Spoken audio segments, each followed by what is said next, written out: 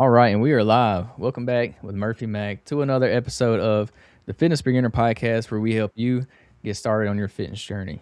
How's it going, everybody? We got another awesome podcast episode for y'all today.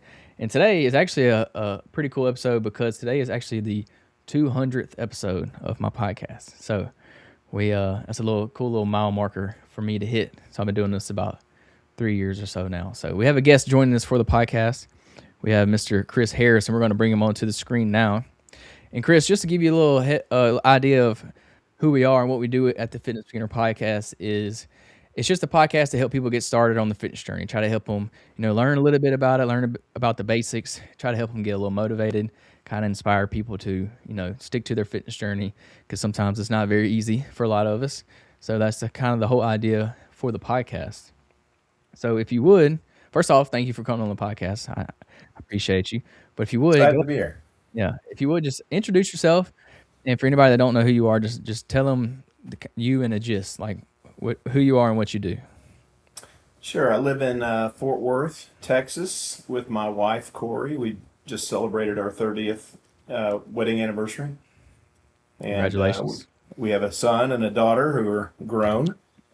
And for 25 years, I was a private contractor for the Department of Defense. I trained special forces and very, very physical activity. And since then, I've been on a journey of writing books and doing a lot of keynote speaking. And most of what I talk about and write about is around the subject of mental toughness and mindset. Awesome.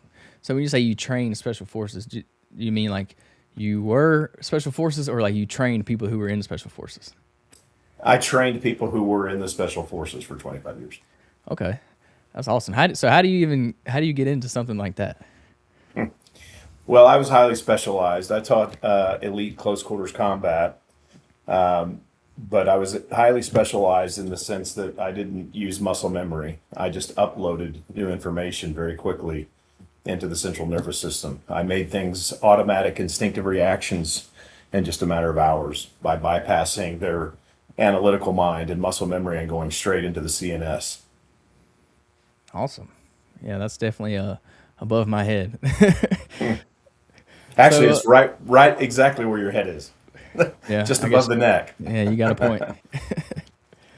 So all right, so I saw somewhere where it said, "Did you get inducted into the martial arts Hall of Fame?" Is that what I see? That's correct. I did. That's awesome. Thank you. Congratulations with that. In other words, you're somebody that you probably don't want to mess with. Well, I'm an old government guy, so I would never mess with you without a purchase order. Yeah.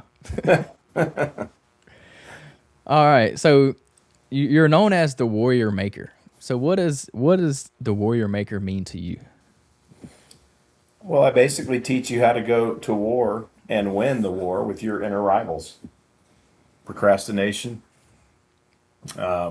excuses, blame, fear of failure, fear of success, pride, ego. Anything that's keeping you from being the best version of yourself that you're capable of becoming is a rival, and you need to go to war with it, and you need to kick its ass. I like it. I like it. So you went from literal war to now like mental war in a way. You just kind of Well, all war is mental. yeah. If you've ever read Sun Tzu's book, The Art of War, the entire goal is for it to never become physical. If it becomes physical, you've already lost. Yeah, that's an interesting way to think of it, but yeah. Um, so a lot of people kind of rely on motivation nowadays to get things done. So why is motivation unreliable for most people? It's like trying to get into a nightclub with a fake ID. It's crap. It's not real. It's like going to the fair and eating funnel cake or cotton candy. I mean, it's got zero nutritional value. I mean, it tastes good for a few minutes, looks good, smells good, but it's not going to help you get anywhere. The only kind of motivation that matters is the kind of motivation that you can generate within yourself, intrinsic motivation, the ability to self-motivate. External motivation, which is what most of us look forward to and most of us depend and hang our goals on, external motivation doesn't last. The only way you're ever going to motivate yourself in a way that's meaningful, that actually helps you achieve a goal, is if you get into your subconscious mind. If you don't get into your subconscious mind, your stuff's not going to stick. So, what's one example of like somebody getting into their subconscious mind? Like relay it back to fitness. Like, say I want to start a fitness journey. I want to lose 30 pounds. What do you? How do you get in touch with your subconscious mind to kind of help you achieve that goal of losing 30 pounds? Well, the first thing you're going to have to do is get past your analytical mind. And I would, if I was your coach, I would say, why do you want to lose 30 pounds? So if you can't get into the why, people always ask me, talk to me about resilience. Talk to me about that, indomitable spirit. Talk to me about overcoming adversity, getting through plateaus. And I always answer it the same way. I can't have that conversation with you unless I know why you started in the first place. It's the passion that surrounds the why you started in the first place that gets you through the hard stuff. You get up every morning and you go to the gym, and let's just say your goal is to lose, I don't know, 20 pounds. And you get up an hour early, an hour and a half early, whatever. You buy all the supplements, the protein shakes, you eat different, you drink a little less. Well, that's great until one day when you get on the scale and you've been busting your ass for 90 days, and all of a sudden you're heavier. Like you're actually gaining weight. Now, you and I know that might be a good thing, right? It could mean that you're gaining muscle and losing fat and all. We understand that. But for someone whose goal was specifically to lose weight, and you're getting up every day and you're doing the work, you're making the sacrifices, and then all of a sudden you get on the scale and you look at the number and you're actually gaining weight, what happens to your motivation? It drops. Yeah, so before you start, you better understand what it is you're doing and why you're doing it. So if you're not real clear on the why, then you're not going to have the resilience to overcome the adversity when you're faced with these plateaus. And then what'll happen is you'll do what everybody else does, and you'll just turn around and start going back down the other way down the hill. You Yeah, got that's to be able, you got to be prepared for the friction. Look, there's no way you're going to go from where you are to the person that you want to become without a lot of friction along the way. So you have to start off planning for that friction. You got to start off planning on those saboteurs. Look, we all know who our saboteurs are. I know who mine are. You probably know who yours are. I would tell someone, I would say, all right, what is the most likely thing that is going to prevent you from actually reaching this goal and crossing the finish line? What is it? Okay. How are you going to beat it when it shows up this time? Like you got to begin with the end in mind. Yeah, that's a good way to look at it. There's definitely always going to be obstacles, and no matter whatever you're trying to do, there's definitely always going to be obstacles. Like you're saying, there's going to be friction. So I don't forgot what I was going to say. uh, yeah, I just went blank. Oh well. So I was going to tell you something. I had it on my tip of my tongue, and now I can't remember what I was going to say. All right, whatever. We'll move on. All right. So how do you define discipline in a way that like a beginner could understand it? Well, discipline in its simplest form in the beginning is just consistency. Just it's consistency. Just do the same thing at the same time every day, even if it's only for 30 seconds.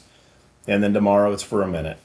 You know, when you first go to the gym and you're trying to really make some significant changes, they'll tell you that the three most important things are, technique, intensity, and consistency. But I tell people, forget about technique and intensity in the beginning. Just get the consistency thing down, because that's where everybody fails. Anyone that fails, that's where they fail. They stop being consistent. People don't fail because they went into the gym and they weren't intense enough one day. They don't fail because they went and their form and technique was lousy. They fail because they quit going. And so get the consistency thing down first. If you get that down, you can figure out the intensity and the proper form and technique. Look, there's some days when I used to go to the gym consistently because I had some very important physical goals. I was training Tier 1 Special Forces, and it was very important that I was physically fit.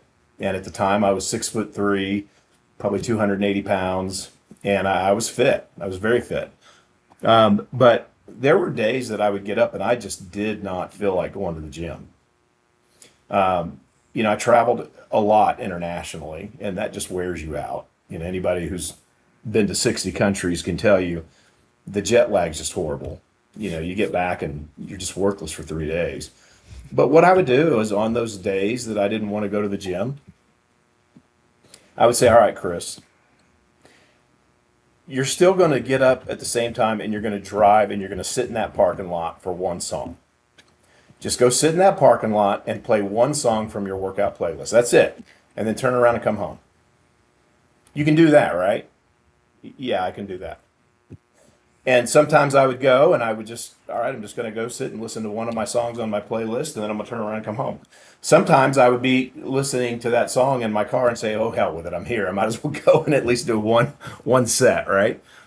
But what I was doing was I was placing a lot of emphasis on the importance of just the consistency of going and being there and showing up. Man, if you can get that part down, the rest is easy.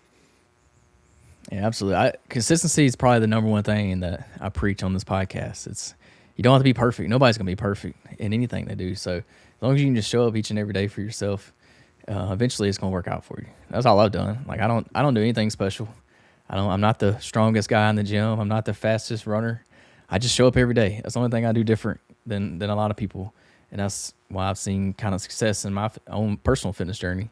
And it just boils down to consistency at the end of the day. Like I definitely don't eat right like I should be, but if I do it consistently most of the time, then I can achieve those goals, whatever they may be.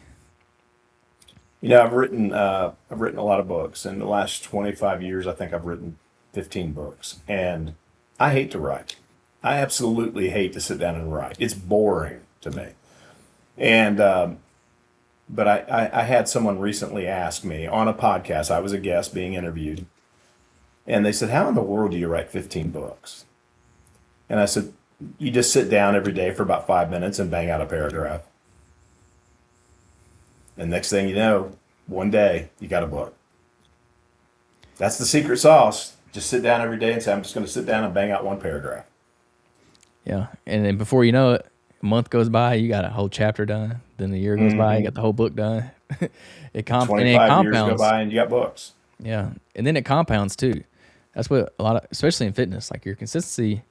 It takes a while to kind of see those results, but then after a while, they kind of start stacking on top of each other, and you start to see results, kind of faster. It's like compound interest almost, and that goes for a lot of things. Like you probably sat down to write one paragraph, but before you know it, you done wrote two or three paragraphs.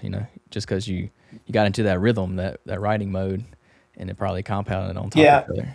Well, every once in a while, you're kind of blessed with the flow state. And most of the time when you sit down to write, that flow state doesn't hit. But if I sit down every day and I just write a couple sentences or a paragraph, eventually I'm just going to sit down at the right time and that flow state is going to hit. And that's where all of a sudden, man, I sat down to write a sentence or two and I ended up writing, 13 pages. So if you do it consistently enough, eventually you're going to be at the right place at the right time and that flow state's going to hit you. Exactly. It's always like you always hear people say, you always hear the term overnight success. It's like, yeah, I was an overnight success but I did it for 10 years, and then one night it finally hit, and you saw that success. So you see that a lot, especially with like social media nowadays. I feel like that happens a lot. It takes one video for somebody to blow up, but they've been posting videos for years, and then finally got that one shot just because they were at the right place at the right time. That's just from being consistent. Absolutely. I agree wholeheartedly. Yeah. So what's something like a daily habit that somebody can do to help them build more like mental toughness? Well, I created a method that I call MetaCue, METACUE, and I've used it for decades, and it really works. In fact, if I want to achieve a goal, I will do the MetaCue method, And I've never used the MetaQ method and not achieved the goal. I mean, it's that powerful. But it's because I understand how the subconscious mind works and what it thrives on. So, about 5% of what goes on in the course of a day mentally, only about 5% of it is in our conscious mind. The other 95% is pretty much automated. Blinking, breathing, holding your bladder, all of these things, being able to stand without losing your balance. All this is automated stuff. And all this is done through our subconscious mind. And the subconscious mind is outside of the conscious mind. And so that's where 95% of you is going on. And so I tell people, if you've got a new goal that you want to achieve, then you're going to have to write that new code for that new goal in your subconscious mind. If it doesn't get written in the subconscious mind, it ain't going to last. You're not going to make it. I don't mean to be negative, but you're just not. The subconscious mind is just way too powerful. Carl Jung, famous psychologist, said before he died, he said, until you can make the unconscious mind conscious, he said, you're just going to continue to let your mind control your life and you're just going to blame it on fate. You've got to find a way to make your subconscious mind conscious. And we do that through something called metacognition. A lot of neuroscientists actually believe that metacognition is the highest form of intelligence that we can possess in our lifetime. But yet so few people even know what it is. But what it is it's in its simplest definition, metacognition, it's thinking about what you're thinking, live in real time. It is the fastest way to personal improvement that we're aware of. And I'm not talking about awareness. Like when I said thinking about what you're thinking, you probably stopped for a moment and thought about that. Well, that's awareness. Metacognition is something that you get to a place to where you're never not thinking about what you're thinking. Which means that all of that subconscious mind that's driving everything in your life, your decisions, your actions, all of that stuff that's being driven subconsciously on autopilot, when you start thinking about what you're thinking, metacognition, what you're doing is you're constantly being aware of that automated system that's running your life. Because look, here's what a mindset is, okay? I'll just sum it up for you in one very simple sentence. Because most people couldn't tell you the difference between mindset, attitude, and belief. Okay?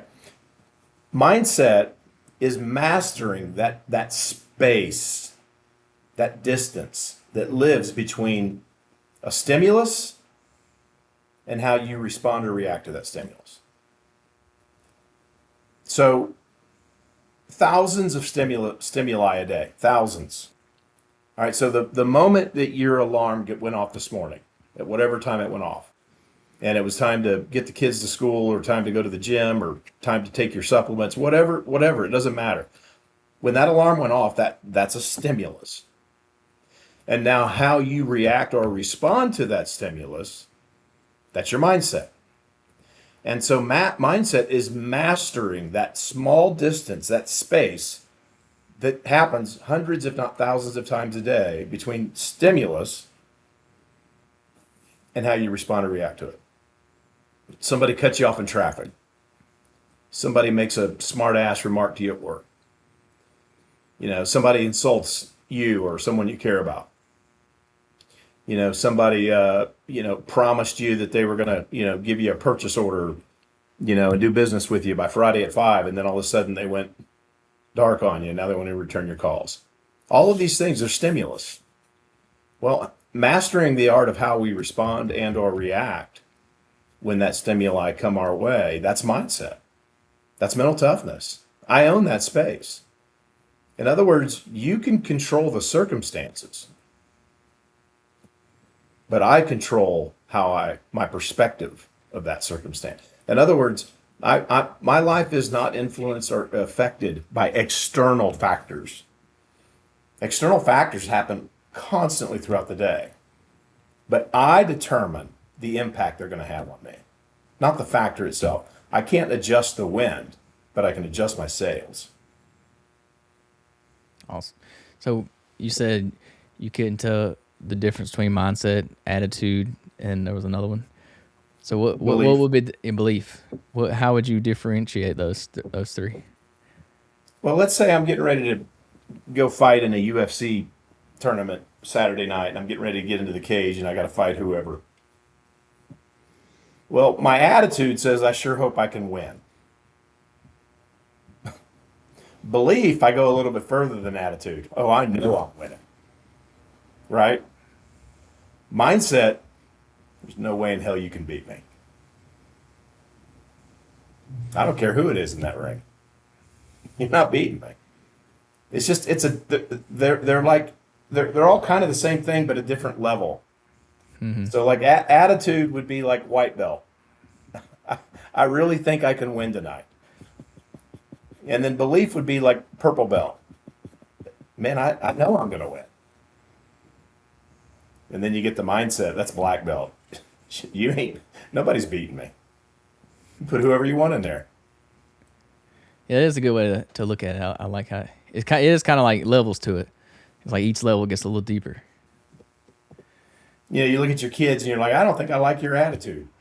Well, just be hope that that just hope be glad that that's an attitude you're dealing with and not a mindset. Yeah. So what do you see in a lot of people that what kind of like self sabotage do you see a lot of people say, maybe for example, that they get in their fitness journey? Like what's kind of like, or I guess a better question was, how do you overcome kind of self sabotage or self doubt when it comes to whatever goal it is, like a fitness goal, for example? Well, I think you have to really take a deep look at probably the biggest player in our lives is fear. I mean, fear just shows up so many ways. You know, you see somebody who's too cocky, fear's under that. Somebody a little too arrogant, a little too prideful, a little too braggadocious, a little too outspoken, sucks up all the oxygen in the room. Somewhere along there, you know, we could say, well, that's ego, that's pride, that's arrogance. Well, it's all tied to fear. Fear of missing out, fear of being left out, fear of not being seen, fear of not being appreciated, fear of failing, fear of looking stupid. Just fear has a really big role in our lives, especially for men who are, you know, our egos are just very powerful. Hmm. And so the first thing I would tell you if you're going to start off on a journey, especially a fitness journey, because look, a fitness journey is tied to, I mean, for some people, it's about how I feel. I want to feel better. I want to have more energy, more vitality. But there's also for everybody that is getting into fitness because they want to feel better. There's also an equal amount of people who want to look better. Okay, and there's nothing wrong with that. But if you're getting into fitness because you want to look better, well, that means the ego is definitely involved. Okay, and there's nothing wrong with that. I don't believe that ego is the enemy. I think that ego in balance can be a good thing. I think it, you know, to want to stand in front of the mirror and like what you see and have a little self respect, I think that's a great thing. Just don't go too far with it, right? Don't wrap your self worth into that. So I think you're going to have to be very clear about what it is you're afraid of. Like, just acknowledge it. Like, go to war with it. Own it. Accept it. Acknowledge it. All right, here's what I'm afraid of. Right here. This is it right here. Okay. You know, I hear some ridiculous things. You know, people tell me they don't want to go to the gym because they don't want to get too big. You know, come on, man. That ain't I happening. don't That I ain't don't want to get happening. too yeah, I don't want to get too big. Really, just call it what it is. You're really afraid of setting this goal and then failing. That's what you're really afraid of. So it's just a whole lot easier to give all these reasons and excuses on why you're not doing it. But at the bottom line is this: just acknowledge what you're really afraid of, and then go toe to toe with it. Because rational fear is a very good thing. I mean, fear is designed. I believe fear is a gift from God, and I believe it's designed to be our counselor. You know, I think it's designed to protect us, and I think it's designed to motivate us. But if your fear is not protecting you or motivating you, it's irrational. And if it's irrational, it's your enemy, and you're going to have to go to war with it. And I don't care if it's, I want to go out and build a multi-million dollar company, or I want to be able to look in the mirror and have a six pack. Doesn't matter. You're going to have to confront the fear that has been blocking you every step of the way for every goal you probably ever had, and you're going to have to go toe to toe with it. And so irrational fear is a fear that has a low likelihood of happening, or irrational fear is a fear that maybe it does have a real likelihood of happening, but you're not taking any action to change the outcome.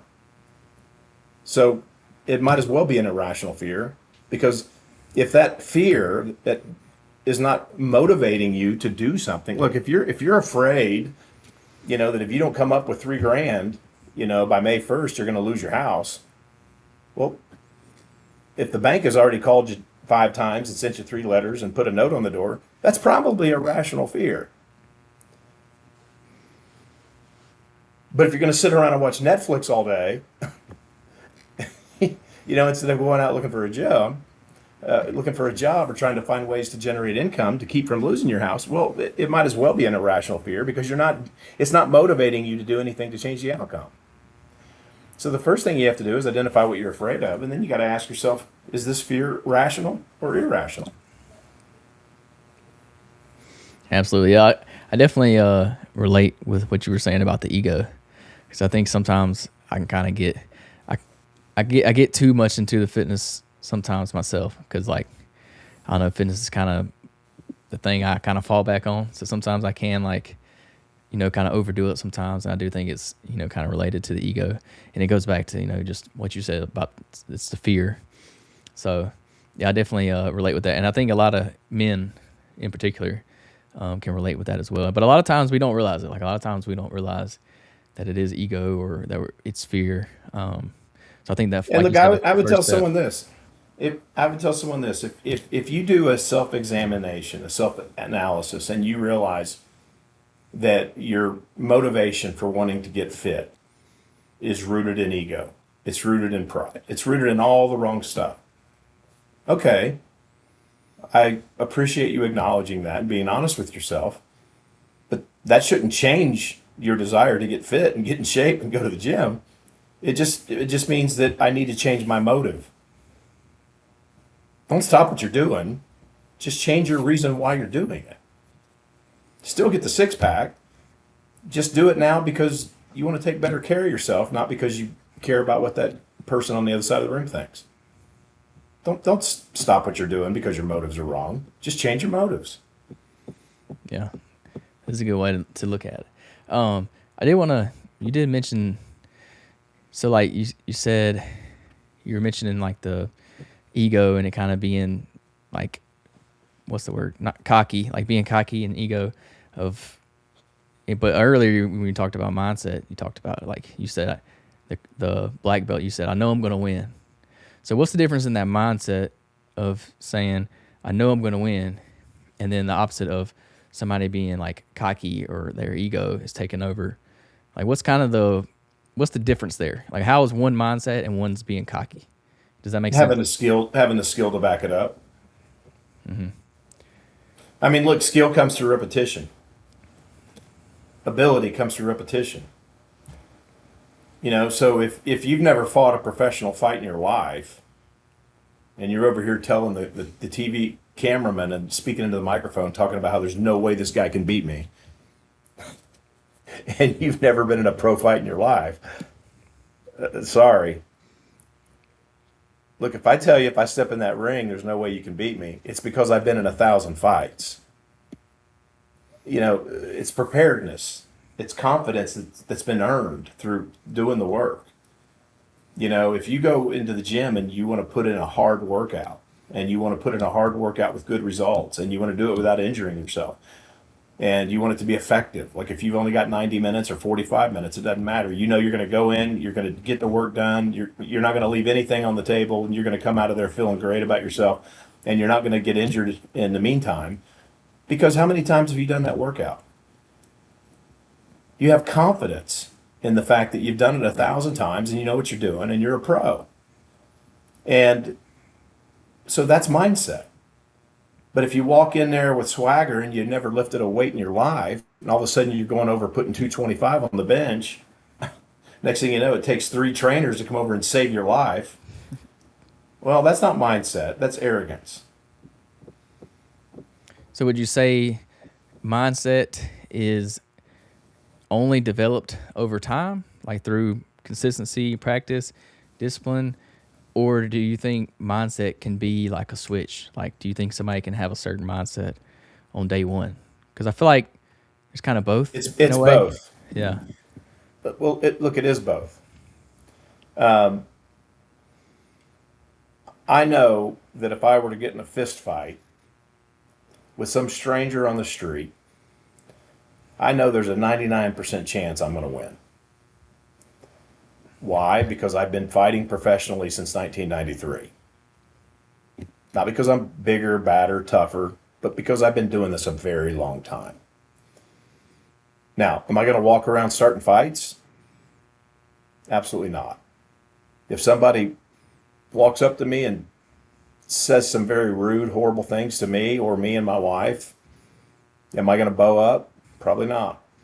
I'm going to do everything in my power to walk away from that situation, even though I know that due to my experience and expertise and 25 years doing what I've done, even though I know that the likelihood of me winning are very high, I've got enough maturity and self restraint and self control to where even though I know I could flip that mindset switch in the blink of an eye, I've also got the restraint not to flip that switch. So, mindset is knowing I can flip the switch, but having the self control and the discipline not to flip it. Yeah, that makes sense. Because I was trying to think of like a fitness goal when somebody like finally decides, hey, I'm gonna go all in. I'm gonna lose the weight. Maybe it's January 1st or something, New Year's resolution, and they just kind of flip that switch, and then like they actually stuck to it. To me, I would kind of think that's like a mindset too. Like they were like, all right, I'm tired of this. I'm no longer gonna be unhealthy. I'm gonna get right. But at the same time, like yeah, you can flip that switch, but at the same time, I do think you could build that mind. Like the longer they do it, like 1 month in, their mindset's probably a little bit stronger. 2 months in, it gets even stronger. So I feel like it's kind of it's like a two. It's like both. Like you say, you can kind of switch it on, but it's also built over time. Like you say, you've been fighting for 25 years, so you've built up that mindset. But I don't know. I guess it's two different kinds of mindsets in a way. If that makes sense, what I'm saying. Yeah, no, I get it. Absolutely. So what would you say? What role does keeping a promise to yourself? What role does that play, like in your self confidence? Well, I'm not going to say self confidence, but I'm going to say happiness. Look, I don't believe a person, and this is just my own personal opinion, okay? But that's what podcasts are for, so we can just have a mutual exchange of conversation and share opinion. I don't think a person can truly achieve real happiness if they don't have virtue. I've never met a person who didn't have virtue who was truly happy. I mean, I know people without virtue who experience happiness temporarily from time to time, but they don't live in that state. They certainly don't live in a state of joy. So if you don't keep your word to yourself, I don't know how you can experience virtue. I mean, let's go to the Stoics. Let's go to Shakespeare. To thine own self be true, and then you can't be false to any man. So if you're not being honest to yourself, if you can't keep your word to yourself, where do you even get your virtue? And if you don't have any virtue, why does any of it matter? What are you even fighting for? I mean, at the end of the day, our job is to wake up and to say, I'm going to do my very best today to make myself a better version of myself than I was yesterday. Even if it's only 1 degree better, even if it's only 1/2 of 1 inch better. I think that our responsibility in this lifetime is to develop ourselves to become the best version of ourselves that we can become. And I think getting up and going to the gym every day is a big part of that because we're mind, we're body, and we're spirit. And I don't think we can sit here and say that one of those three is more important than the other. If we have a responsibility to develop ourselves to the fullest of our ability in our lifetime, well, how can we do that if we're not working on mind, body, and spirit? So I think getting up and going to the gym plays a very big role to me keeping and fulfilling my responsibility to myself, which is to become the best version that I'm capable of becoming of myself. Do you think that you can build up confidence in yourself before you start seeing any like results? So before you start seeing Sure. like, Sure. The fact that I show up every day at the same time and I haven't missed in 2 weeks and I haven't been late in 2 weeks and I haven't called and canceled on my workout buddy in 2 weeks. And even though I haven't gotten any stronger and I haven't lost any weight and my body fat percentage is still the same and my diet's still crap, the fact is, for 2 weeks straight, I've showed up at this gym at the same time without excuse or without failure. That's confidence. Confidence in the fact that I said I was going to do something and I'm actually doing it. Absolutely. yeah, I always like to say, don't make your goals, especially in fitness, don't make your goal results based. Make your goal like action based. So it's kind of like what you said. You showed up to the gym for 2 weeks in a row without missing. So that would be Mm-hmm. like the action. So your goal would be instead of I want to lose 10 pounds, say I want to go to the gym 3 days this week for the next month. Like that would be your goal. So I totally agree with you. I Just look. I showing up for tell. yourself. I Go ahead. tell. I tell people, look, stay away from the scale. Stay away from it. They can lie When to you you. start, when you're starting to achieve meaningful results, you're not going to need a scale to tell you that. All you're doing is you're running the risk of getting on that scale and being discouraged. What you're after is not on that scale. What you're after is looking in the mirror and seeing a different version of yourself. And you're not going to get that from the scale. Yeah, One day you're going to be sitting down at dinner with somebody that hadn't seen you in a long time, and they're going to look at you and say, "Man, you look great. What are you doing?" That's the scale. yeah, we definitely get caught up on the scale too much. It's just it's pretty unfortunate, but uh, that's just kind of how it is. We've been relying on the scale for so long. It's kind of hard to take that away from people now. But yeah, you're absolutely right. The scale can definitely lie to you sometimes, and then sometimes it don't really show all the results. So it's like you said, that compliment you get from your friend will go a lot further than what that number on the scale says to you every day, for sure. Hmm. So what would you say? What's more important? Well, you already answered. I was gonna say what's more important, consistency or intensity? But I think we all kind of know the answer to that one. Consistency. Yeah. What does how does staying disciplined, or how can busy people stay disciplined when life kind of gets chaotic or their schedule gets messed up or something like that? Well, they got to take a look at what's making them busy. I mean, there's a big difference between activity and productivity. I know people that are busy, busy, busy all the time, but they never get anything done. Just because you're busy doesn't mean that you've actually found the economy of motion. I know people who look amazing, who literally go to the gym for 28 minutes. They go in, they get it done, and they get out. And they look amazing. And there's no talking at the water cooler. There's no gabbing with their buddies. Man, I mean, look, when you walk into a gym, and I don't know if this is true for you, but this is definitely true for me. If I were to tell you that only 10% of the people in the gym at any given time are actually training,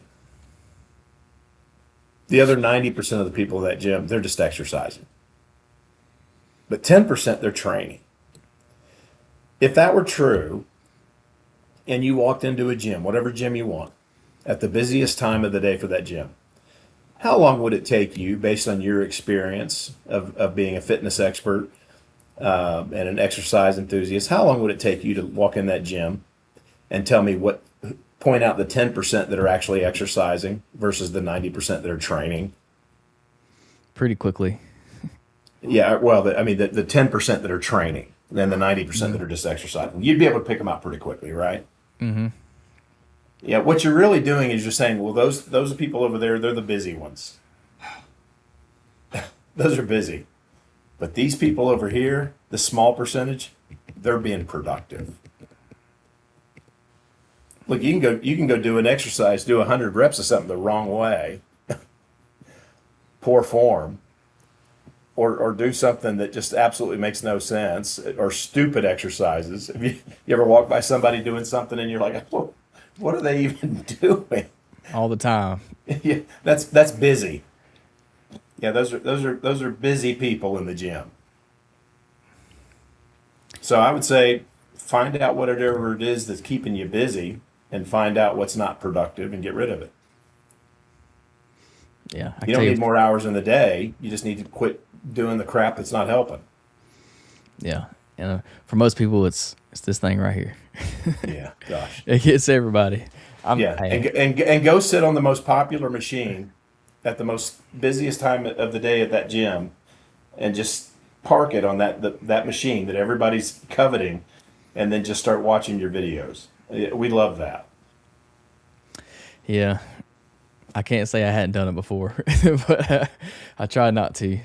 I've been working out at the garage gym in the garage gym lately, so I don't have that problem no more.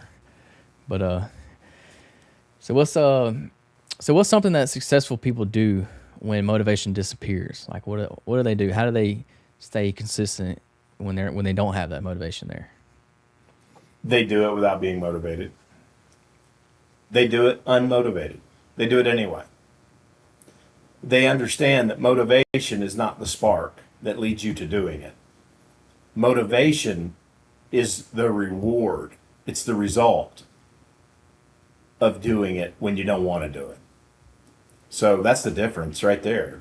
It's, there's people who will only do it when they're motivated to do it, and there's people who will do it especially when they're not motivated to do it. And those are the ones that transform their bodies and their lives. Can you get up and do it every day when you have no motivation to do it? Those are your champions. Absolutely, it's What's like that? I don't remember. I don't remember his name, but he was the head coach for the Pittsburgh Steelers for a long time. But there's a famous quote by him, and he said, "If I have to motivate you, you're fired." it's like that the quote you hear. Hard work beats talent when talent don't work hard. It's kind of the same way. Yeah, I got no tolerance for people that have to be motivated to do something. So, would you say there's a difference between discipline and consistency? Well, I mean, like one's the mom, one's the dad. I mean, they're the parents of results. Yeah, they kind I of go mean, hand in because hand. look, yeah, because you can have discipline but only go once a week. I don't know if that's going to help you. You can eat perfect. You can have a perfect diet, but only on Saturdays. You know, I mean, you got to have discipline and consistency. You need them both. Yeah, I I guess mean, they think kind about of. it. If you've got consistency, but you have a discipline problem, so great. I ate perfect for 5 days in a row, and then I binged on Little Debbie's for 3 days. I mean, you got to have both. Yeah, I was just curious as to what. I guess they do kind of go hand in hand. I was curious what you would have said if there was any difference or not. But yeah, I think I agree with you on that one. That Well, I mean, it'd be like if you asked me, "Hey, Chris, who's gonna get the best results? A guy that goes to the gym once a week and he's perfect and he's flawless in everything he does for that one day. Diet, cardio, routine, you know, what do you call it? The technique. Like he's just flawless for one day a week. And then you got another guy that goes 5 days a week and he half-asses it every day, but he's there 5 days a week. His diet's about halfway where it needs to be, but he's 5 days a week. I mean, who at the end of the day is going to do better? The 1 day a weeker who's perfect, or the 5 day a weeker who is just half-assing it. I don't know. I mean, the moral of the story is you got to have both. Yeah. But I would even take it as far as saying that the guy that's going 1 day a week but doing it perfect, I don't know if I would consider him disciplined. I mean, I guess in a way he is. If his plan is to go once a week, I guess that is discipline. But like, as far as fitness goes, I don't think I would necessarily consider him disciplined, because we all know, like, to have a successful fitness journey, you're going to need to do it more than once a week. So I don't know. I have, when people find out that you've written a book, it's very common for them to say, "Oh, really? I've always wanted to write a book." Like, it's just very common. I've got an idea for a book, or I've started a book. And so I hear that all the time. I've written books for 25 years, so I just imagine I've heard that hundreds of times. Out of the hundreds of people that have told me they want to write a book, I can only probably count two that actually wrote a book. You know, Everybody wants to be a Navy SEAL, but nobody wants to go out and do push-ups in the rain. So intent is not enough. You got to get up and you got to do the work, and you got to do it consistently. And if you're gonna shortcut me on anything, shortcut me on intensity. But just, man, get there. Yeah, to me, I guess kind of discipline would be that, like we said earlier, what do you do when you're not motivated? You get up and do it anyways. That would be discipline, like, to me. That's how I see it. And then consistency is obviously just doing that consistently. Like, if you're not motivated, you do it anyways. Every time you're not motivated. So I guess they kind of go hand in hand in that way. I agree. Yeah. So how does building like a fitness discipline, fitness routine, how does that spill over into your career or like your relationships? Just general like life success, like other areas of your life. Well, I'm a big fan of getting surrounding yourself with mentors and coaches and just good influences. So if if I wanted to start working out and transform my body and start eating healthier, if I could afford it, and let's just say I couldn't afford it, and I didn't really know what I was doing, I I'd find somebody who knew what they were doing. And even if I had to barter with them, like if I had a landscaping company, I'd say, all right, I'm gonna come cut your grass once a week. I'm gonna trim your hedges. I mean, I'm gonna find a way, even if I could not afford your services, I'm gonna find a way to get that transfer of knowledge from that coach, that consultant, that expert. So, I would tell somebody, if you're, just now getting into fitness, and you've got all these big goals, find somebody who knows what they're doing, and either pay them what they're worth, or barter with them, or do something, do a mutual exchange of service, but find a way to get them to transfer that knowledge, because otherwise you're just going to go in there and do it wrong for years. And the faster you can find the economy of motion, the faster you can learn to do it right, the better, and the less likely you are to get injured as well.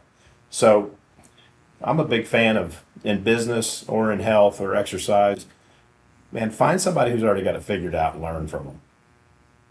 Yeah, absolutely. I always recommend hiring a trainer, like when you first start, for any beginner, because it shortens that skill gap, the learning gap. It shortens it down a lot. Like something that's going to take you years to learn, you could learn it in a few months if you're working with somebody that knows what they're doing.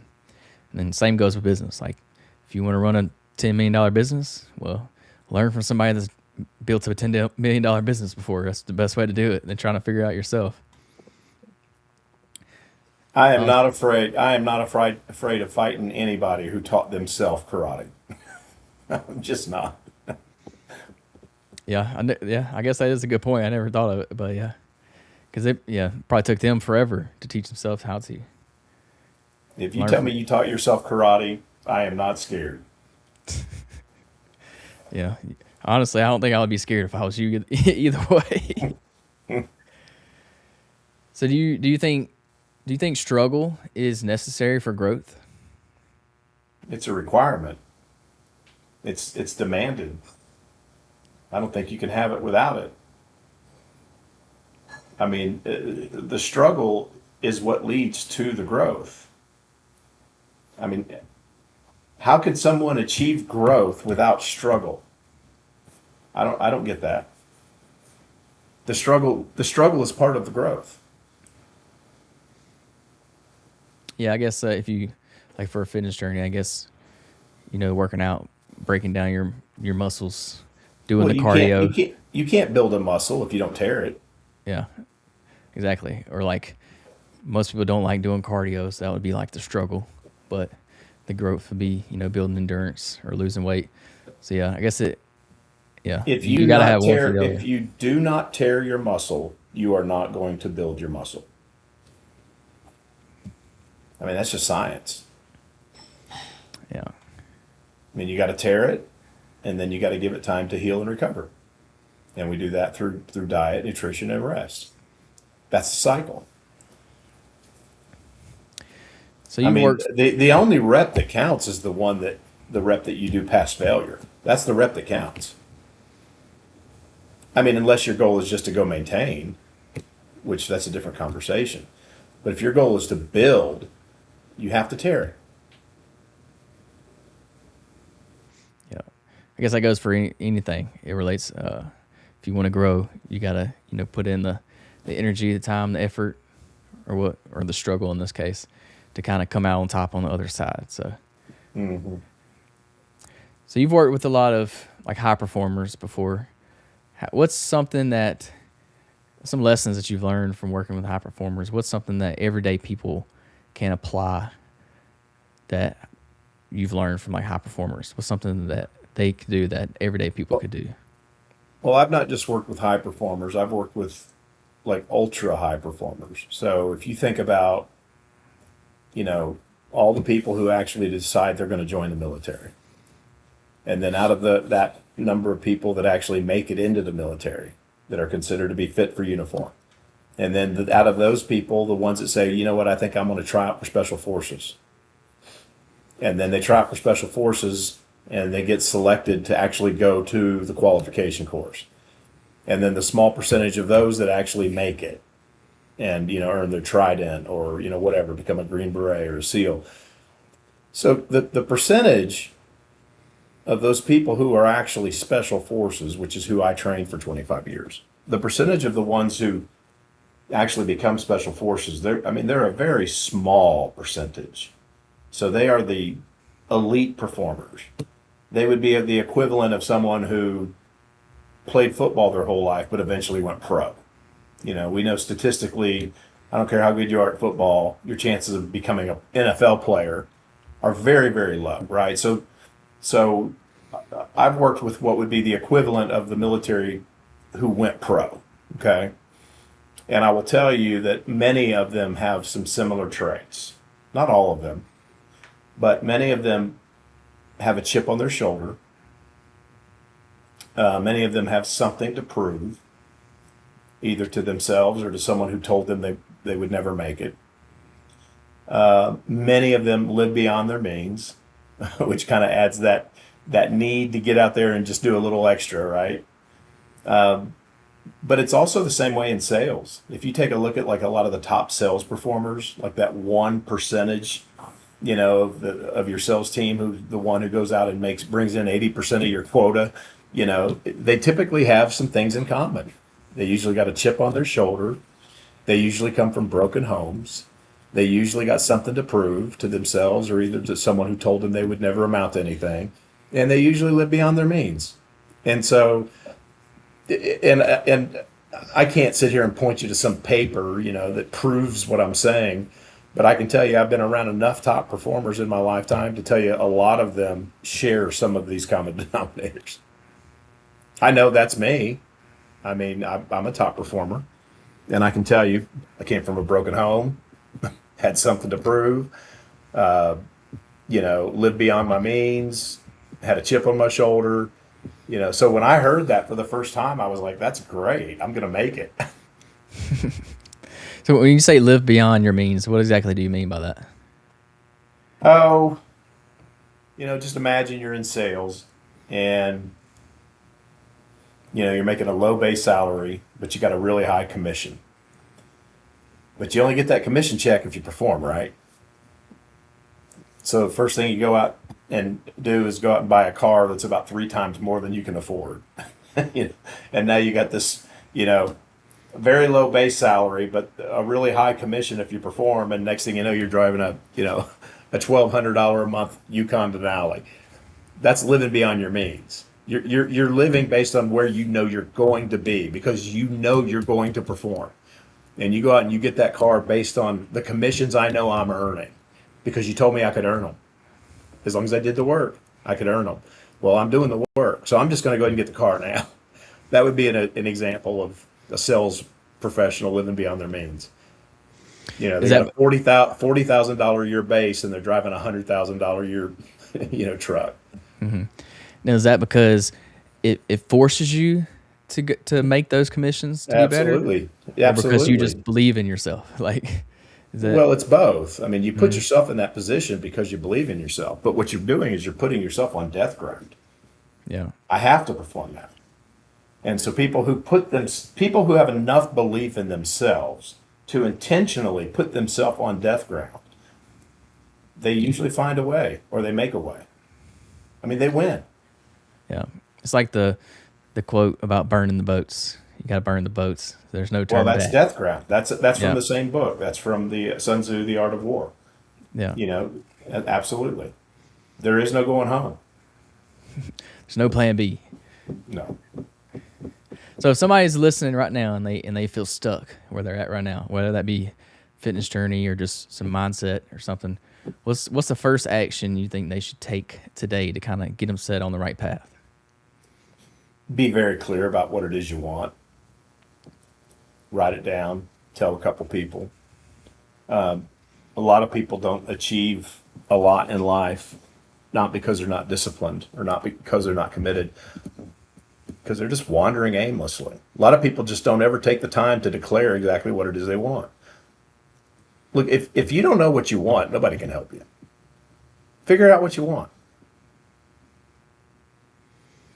So what would you say if somebody don't really know what they want?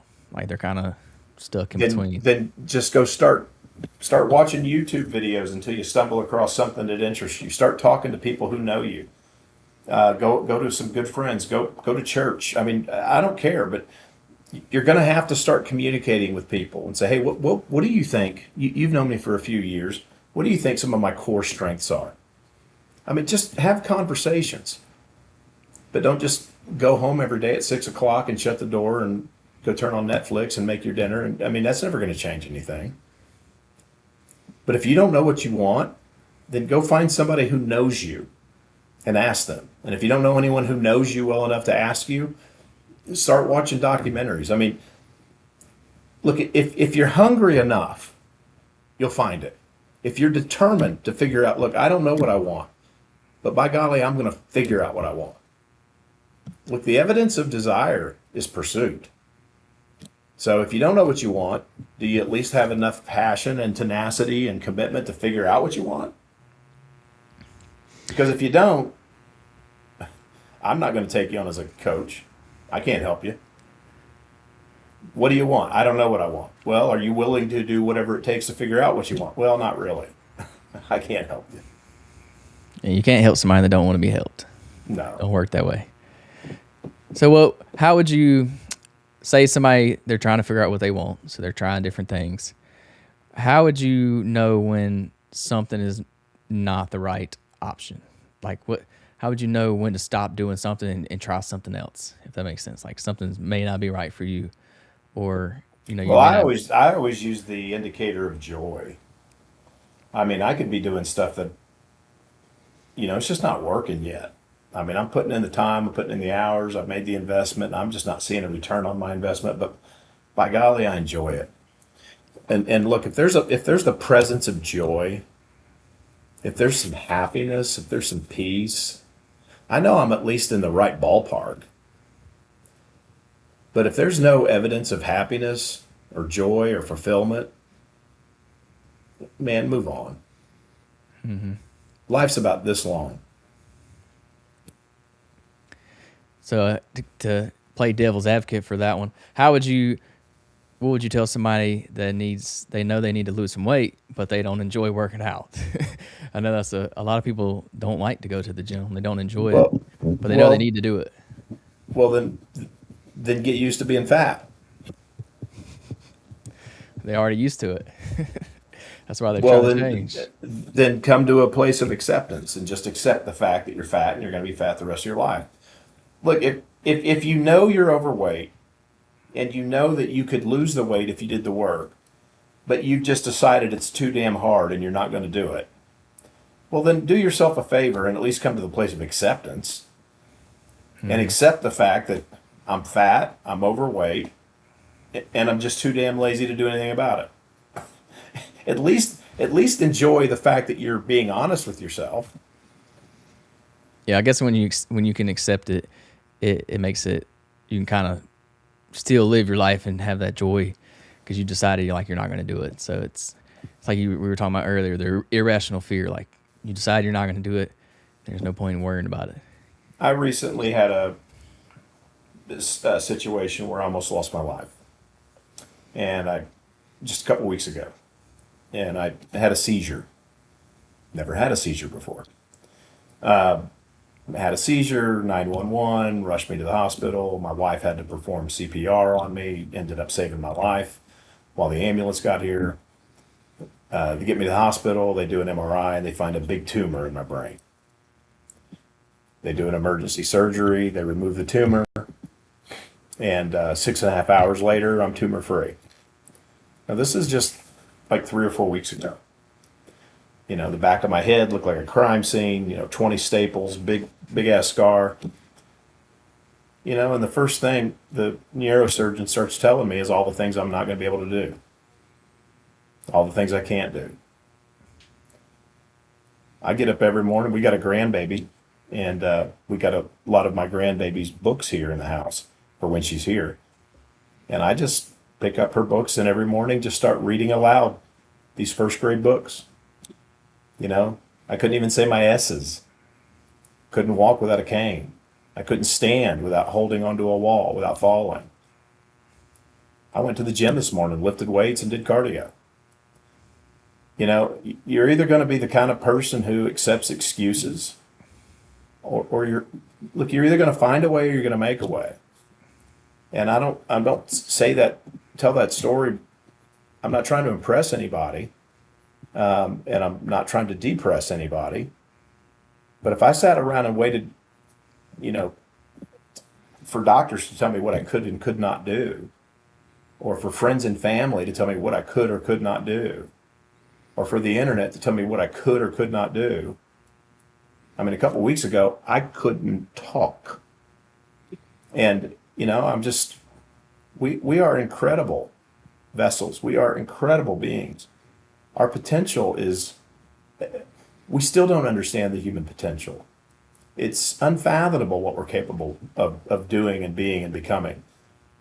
And if you're fat and you don't want to be fat anymore, then wake up one morning and say, I'm done being fat. And just do the damn work. And I don't mean for that to sound easy, because it's not. I used to be Yeah, homeless. I used to be homeless. I slept under bridges. I mean, when I was hungry, I dug in dumpsters. I ate food from dumpsters. If I would have listened to everybody that told me I was never going to make it, never going to amount to anything, I'd probably still be homeless.